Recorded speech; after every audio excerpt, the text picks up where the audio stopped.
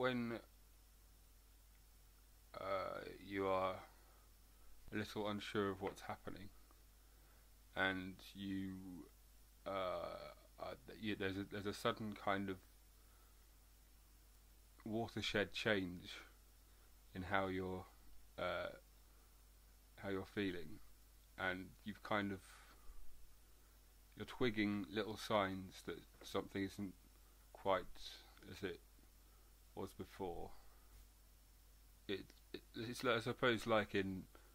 when there's some kind of accident, or more positively when you're just on the edges of working out that there are people in your house and they've arranged a surprise birthday for you. In the case of a surprise birthday, you'll see that people are in your house, those sort of vague strangers you saw through the window, suddenly someone you recognise very well, and you're probably aware that it's your birthday, I'd expect, and you'd see signs such as streamers, and then you'd be probably suddenly quite shocked, and then overwhelmingly moved and overjoyed that people have gone to this amount of effort in their love for you. Chloe was a poor student at the time, as was I, and we were we've been going out for about 5 months, and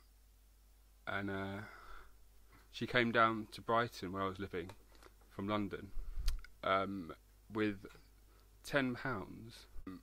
and she happened to have a few bits of shrapnel to supplement it, which meant that she could buy a ticket to Brighton, just a single, and got a bottle of Bucks Fizz, which I think is probably about £2.99, and a packet of Tesco cake mix, which was 26p. And she came down all the way to my house. I knew nothing about this, and she stood outside the flat where I lived and arranged this cake mix and Bucks Fizz artfully on the doorstep. I think on the train she'd managed to write "Happy Valentine's Day, Ricky" on plain sheets of A4 printing paper, and she stuck them up onto the glass. I think she'd given me a text message saying,